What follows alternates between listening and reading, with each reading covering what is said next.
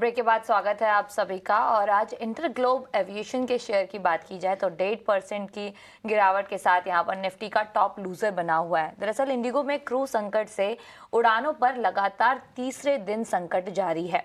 आज दिल्ली और हैदराबाद से 100 से ज्यादा फ्लाइट्स कैंसिल हुई है। पूरी खबर दे रहे हैं हमारे सहयोगी समीर दीक्षित।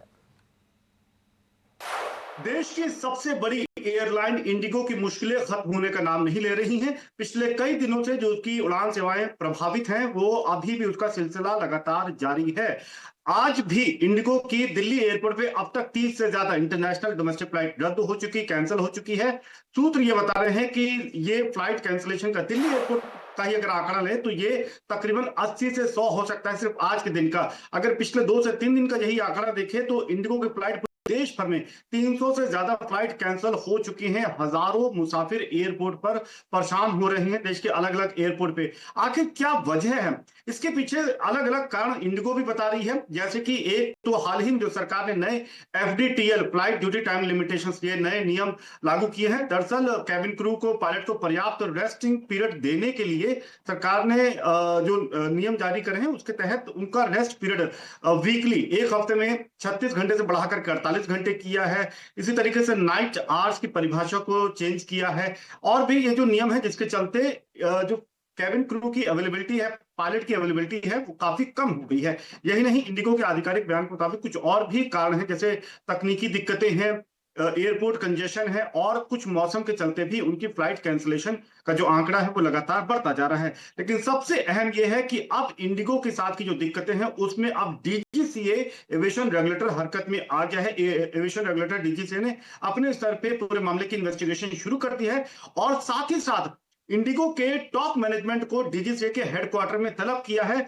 उनसे सीधा ये पूछने के लिए कि आखिर इसकी क्या वजह है, क्यों इंडिगो के साथ ये दिक्कतें आ रही हैं और यात्रियों की असुविधा को कम करने के लिए फिलहाल क्या कदम उठाए जा रहे हैं। और इसी के लिए एक अहम डीजीसीए के साथ में बैठक आज दोपहर में होनी है।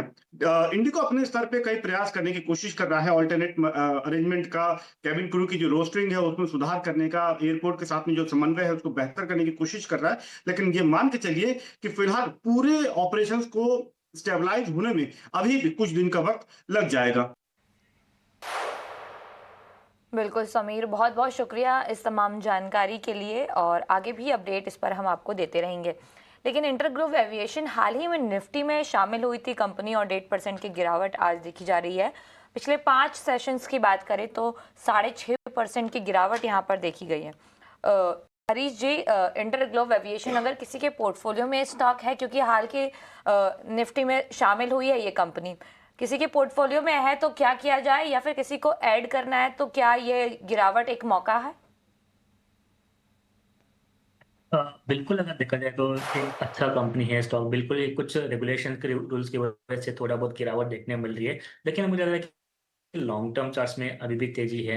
अगर शॉर्ट टर्म की पहले डिस्कस कर लेते हैं तो मुझे लग रहा है कि जो एक रेंज में ट्रेड कर रहा था स्टॉक प्राइस, जहाँ पे ऊपर की ओर 6000 का रेजिस्टेंस था और नीचे 5500 के बीच आसपास सपोर्ट्स थे, तो उस रेंज से निकल के आज उसके नीचे पिछला हुआ था ऑलमोस्ट स्टॉक इंट्राडे में।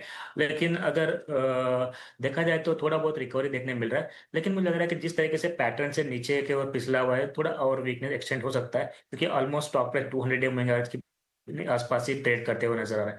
तो हो सकता है कि स्टॉक प्राइस और थोड़ा बिक वाली देखने मिले सेंटीमेंट की वजह से, जहाँ पे सपोर्ट दिखाई दे रहे हैं 5300 के करीबन नेक्स्ट सपोर्ट। तो अगर कोई डिप मिलता है, बिल्कुल एक अच्छा मौका बन सकता है लॉन्ग टर्म पर्सपेक्टिव से बाय करने के लिए। तो मुझे लग रहा है कि किसी के पास लॉन्ग है तो बिल्कुल बने रह सकते हैं, और थोड़ा डिप मिलता है तो बिल्कुल एवरेजिंग भी कर सकते हैं। और थोड़ा डिप अगर इंडिगो में आता है तो आप और बाय कर सकते हैं। ये थी राय हरीश की। थैंक यू हरीश, आज हमारे साथ जुड़ने के लिए और सभी स्टॉक्स पर अपनी राय देने के लिए। शो को खत्म करने से पहले एक क्विक अपडेट ले लेते हैं, एक अहम जानकारी। महीने के शुरुआत में अक्सर बड़े बड़े पैसों के काम होते हैं, जैसे सैलरी आती है, बिल भरने होते हैं, खर्चों की प्लानिंग करनी होती है। लेकिन जिस तरह हम अपने खर्चों की प्लानिंग करते हैं, उसी तरह अपने निवेश की प्लानिंग करना भी उतना ही जरूरी है।